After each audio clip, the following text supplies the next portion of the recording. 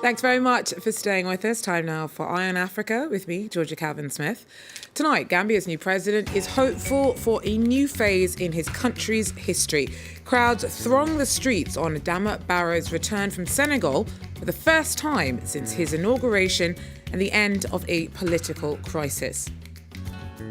Meanwhile, some Gambians imprisoned during the iron-fisted regime of Barrow's exiled predecessor, Yahya Jammeh, have reportedly started giving their testimony to investigators about abuses allegedly meted out to those who fell foul of the man who ran the country for more than 2 decades.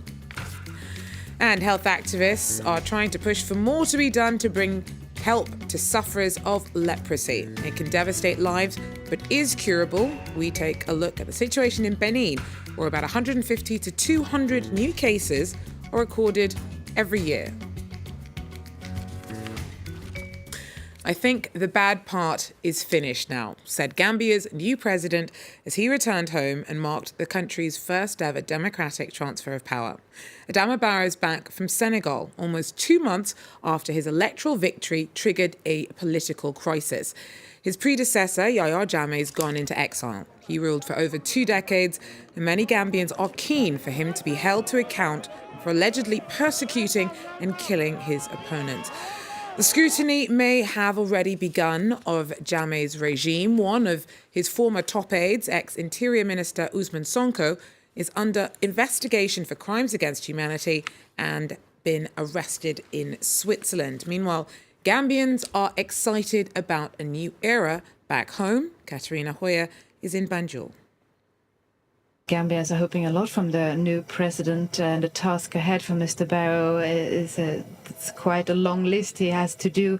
One of the most pressing issues is to take back control over institutions that for a long time were controlled by President Jammeh.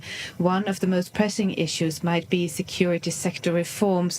We know that both the police and the Secret Service were closely controlled by Jammeh. Now, Mr. Barrow has asked a regional military force to remain in the country for up to 6 months, up to a year, while this work is done. Another important thing for the Gambians is the economy.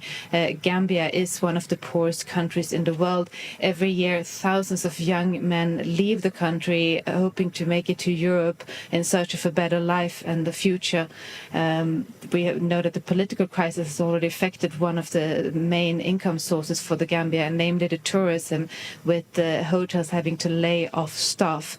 And finally, a third pressing issue that will take years but need to start right now is reconciliation and social cohesion. Human rights abuses allegedly committed by Jammeh and his men needs to be looked into to be able to start the work of rebuilding the nation and reconnecting the population. So with respect to reconciliation and addressing some of the alleged abuse committed under Jammeh's regime, that's not likely to happen, though, is it, if he's in exile in Equatorial Guinea? The work has already started. Over the past days, several prisoners under Jammeh's rule have been released from jail, and they are already speaking to human rights lawyers here in Banjul. Whether Jammeh is convicted or prosecuted in a criminal court or an international court is not so important for the population. The most important for them is to know what actually happened during his rule. They want to know the truth. That Adama Barrow has already promised will happen. He says he will set up some sort of truth and reconciliation commissions that will look into human rights abuses, and victims of these abuses will get opportunity to give their testimonies. Now, of course, Gambia is a small country with a population of only 1.8 million people, so naming victims and offenders in a country with such a small population will of course be an extremely difficult process, but it is something that will have to start as soon as possible to be able to find reconciliation. Katerina Hoyer there for us in Banjul. Now, after having spent almost 2 months on strike, Kenyan doctors remain defiant that they will not be caving in until their demands for a pay rise are met. They're ignoring a ruling handed down on Thursday that gave them only 5 more days to wrap up protests, or union leaders would face jail. In defiance, thousands marched from the courts to the centre of Nairobi. Medics and their supporters say that they regret the effect the strike's having on patients, but claim that the government backed out on promises made to unions in the past. We've seen this thing happen to teachers where they were promised something, then it was withdrawn. It's happened to the lecturers, it's happened to other clinicians. So it seems to be a strategy within government where when faced with the possibility of industrial unrest, they'll sign anything simply to keep people quiet, but there is no intention of following through. But I think the wider issue is how do we run, for example, our health systems? Does it actually make sense for us to pay doctors this much? The British High Court ruled that Nigerian villagers can't sue energy giant Royal Dutch Shell in London over oil spills that devastated their communities. Judges ruled that the parent company does not have legal responsibility for its Nigerian subsidiary. That's jointly owned with the Nigerian government, and the would-be plaintiffs fear that if the case is heard in national courts, they will not get a fair trial. Shell claims the damage in Bile and Ogale communities is down to sabotage and illegal refining. If the ruling had been in favour of the villagers, others could be encouraged to pursue legal action against British-based multinationals through the UK courts. The villagers do plan on appealing. An investigation's been opened in Italy over the drowning of a 22-year-old Gambian man in Venice's Grand Canal. The victim's been named as Pate Sebali, and a video has been circulating online of his death being filmed as onlookers laughed. At least 3 life rings were thrown into the water near him, which he did not appear to reach for. There's been speculation that he may have been trying to take his own life. However, no one jumped in to help him.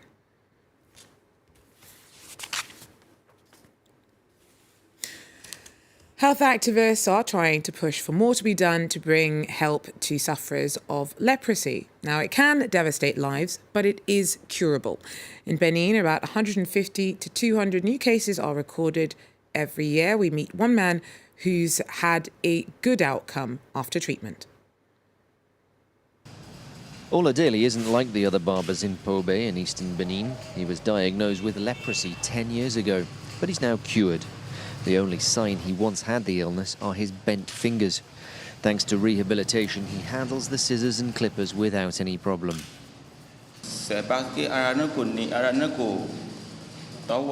I used to be a farmer, but the illness left me too weak to do it because of my hands. So I decided to do an apprenticeship to become a barber.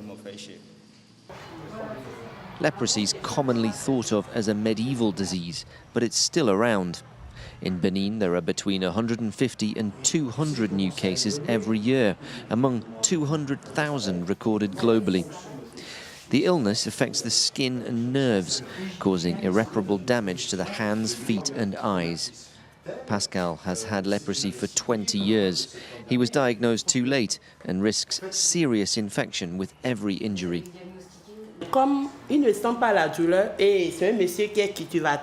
Because he doesn't feel pain and he's a farmer who has to go to the fields.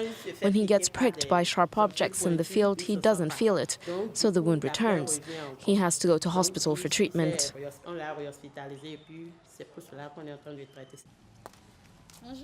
Injuries are one thing, but stigma is another. In rural areas, leprosy is thought of as a curse, and those suffering from it are often driven away. Families have to accept them as people who've been really cured. And they have to understand the risk of catching it goes after treatment. Treatment is free in clinics across Benin and involves a course of 3 antibiotics. But leprosy, spread by close contact, is still a disease of poverty. And campaigners say only development will truly make it an illness of the past. Well, that's where we leave it for Eye on Africa for now. Thanks very much for watching, and do so again if you can. Take care.